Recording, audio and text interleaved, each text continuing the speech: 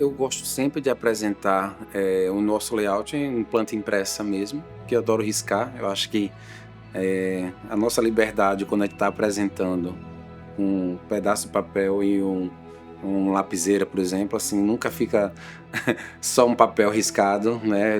Tem mais informações. Eu falo que a planta fica rica, porque a gente está riscando, a gente puxa.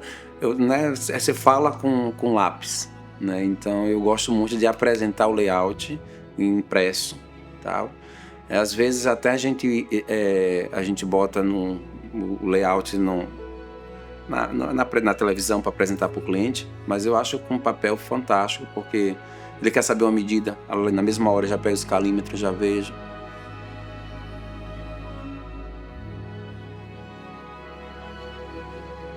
Gosto sempre do papel para poder riscar, mas quando se está apresentando na televisão, eu tenho uma planta impressa na mesa sempre, que eu acho que nada vai substituir o papel. Na apresentação do projeto, como é que funciona? Tá sempre eu e a supervisora de projetos, porque o que acontece? Quando eu estou lá apresentando, eu estou envolvido na apresentação e ela fica do lado anotando qualquer comentário, qualquer coisa que surja dos clientes, né, em relação ao projeto. Então, é uma pessoa que está lá, que está também acompanhando e fazendo todas as anotações necessárias. E a apresentação eu gosto sempre de falar, como eu falei, eu apresento sempre duas opções, então às vezes o cliente já gostou dessa, a gente vai marcando um xizinho num quarto, mas da sala ele gostou da outra, já marca o xizinho na outra planta, então você vai juntando e essas informações ela vai acoplando tudo num papel para poder ter o registro do dia da apresentação. Essa apresentação, quando é de layout, é dessa forma, e quando é com 3D, aí sim a gente já apresenta diretamente na televisão, com as imagens, com as plantas, com tudo. Como é a segunda etapa já de projeto, não tem mais que saber, digamos assim, porque quando você está apresentando o layout, você tem que às vezes falar qual o tamanho do sofá, qual a distância está daqui para ali. Essas informações você precisa estar no papel e sair falando. Quando a gente passa para a etapa de 3D, para apresentação, já passou essa etapa. Então pode ser na televisão e você consegue falar, é só simplesmente apresentar, sem precisar estar pegando régua, né, para estar medindo.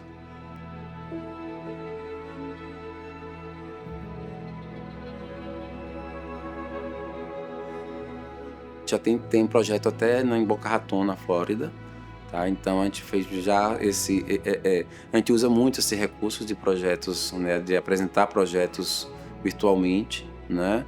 Nós temos projetos em São Paulo, a gente já fez projeto no interior da Bahia. Ontem mesmo tive uma apresentação de um apartamento que é lá em Itabuna, né? Então a gente apresentou o projeto inteiro ontem para o cliente, virtualmente. Então isso veio facilitar e ao mesmo tempo aproximar as pessoas, né? Facilitar a vida da gente, porque às vezes você tem nessa correria de atender um cliente ou outro, você se deslocar para ir para algum canto, termina você perdendo muito tempo. As construtoras mesmo, normalmente quando eu faço a reunião com construtora é sempre, a maioria das vezes, não é sempre, a maioria das vezes tem sido virtual, porque justamente você consegue rapidamente explicar tudo que você precisa e como são pessoas que trabalham na mesma área, vão saber entender facilmente. Mas para cliente, quando é possível ser presencial, eu acho melhor porque você consegue explicar melhor, né? 3D, por exemplo. Por mais que a gente tenha um 3D que tem uma qualidade boa, às vezes a representação não fica perfeita. O mármore não ficou exatamente como você tinha pensado. A representação da madeira saiu mais escura do que é. Aqui eu sempre boto na mesa as amostras. Então a madeira é essa. Por mais que você veja que ali está um pouco mais claro, mas a madeira é essa. O piso é esse. Então você consegue ver o material, você vê o produto. Então o presencial tem a sua diferença, mas o virtual veio para facilitar muita coisa da nossa vida, assim.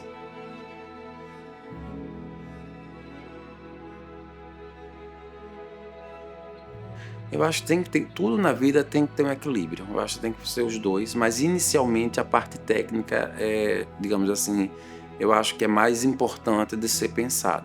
Por quê? Porque dela é que vai sair o que é certo, o que é errado, o que pode, o que não pode. Aí eu quero botar um sofá de 5 metros. Como você quer botar um sofá de 5 metros se a sua sala só cabe um de 2,5?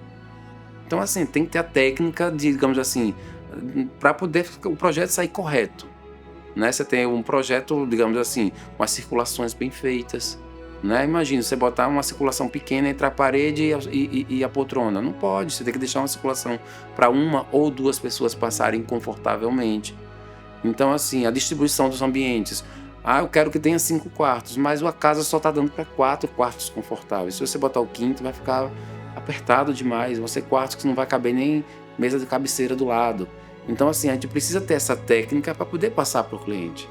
Por isso que eu acho que a técnica vem primeiro, mas, obviamente, aí você já vai pensando na estética, porque uma coisa está entrelaçada à outra.